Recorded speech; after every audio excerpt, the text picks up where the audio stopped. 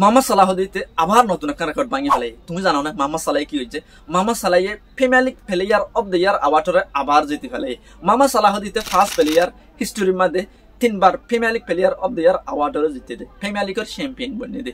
ইয়ার আগে রোনাল্ডোর মতো প্লেয়ার ফিমেল লিগত খেলাইয়ে, ইয়ার আগে সুয়ারেজ, কটিনহু, হেনরি ডন্ডর প্লেয়ার করে ফিমেল লিগ মতো বল খেলে, কিন্তু মোহাম্মদ সালাহর মতো 3 বার ফিমেল লিগ চ্যাম্পিয়ন বনি না পারে, female player of the year অ্যাওয়ার্ডে জিতে না পারে।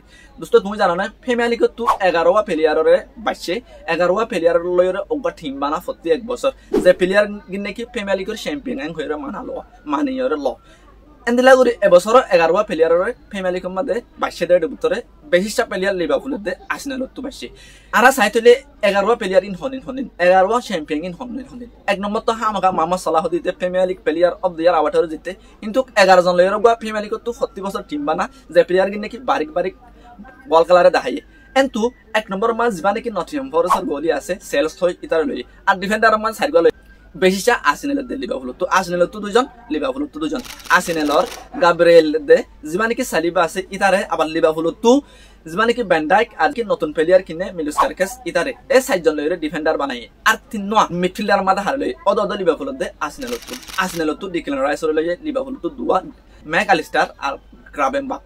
আর 3 স্ট্রাইকার হুনা সাইডলি, আর 3 স্ট্রাইকার লইয়ে দে অগইলে আলেকজান্ডার ইসাক আর অগইলে মোহাম্মদ সালাহ আর অগজ যিমানে কি নটিংহাম ফৰেস্টৰ উট আছে এই ইতাৰে লইৰে ফিমেল লিগে এবছৰ ফিমেল লিগৰ প্লেয়াৰ অফ দ্য ইয়াৰ মানে এবছৰ ফিমেল লিগৰ প্লেয়ার অফ দ্য টিম বানাই। তুমি কি মনে করো এটা হারে গলা হইতো আর হারে নাইলা দিয়া হইব? কমন বছর মধ্যে হামাকা হয়ে যাইবা মেয়তো নহনো প্লেয়ার ন হলে চেলসিত তো নহলে মেন সিটিত তো নহনো প্লেয়ার ন হলে বেশিটা প্লেয়ার গুলো দে আর্সেনালের দে লিভারপুল। তুমি খেলা ইতারা গিয়ে 2 বছর খেলারে বারিক খেলারে দেখাইয়ে। আর মোহাম্মদ সালাহ বাবুতে কিবা ফস মোহাম্মদ সালাহ দিতে 3 বার premier league player of the year award এবারে জিততে দোস্ত। ইয়ার আগে হনো প্লেয়ারে হাইনা পারে এ কাইন্ড অফ হ্যাট্রিক কিবা মোহাম্মদ সালাহ নতুন আরেকটা রেকর্ড ভাঙে একখান রেকর্ড বানাই। তুমি কি মনে করো এন্দিল্লা মোহাম্মদ সালাহ রেকর্ড ইয়ানোর হনিকে ভাঙি পারিবনে? ইজিপশিয়ান কিং যিবা আছে মোহাম্মদ সালাহ দি তার নাম একখান কিং হ মানজি মুসলমানের হুয়া হাজার লিও মোহাম্মদ সালাহর রেকর্ড ইয়ান হনিকে ভাঙি পারিবনে?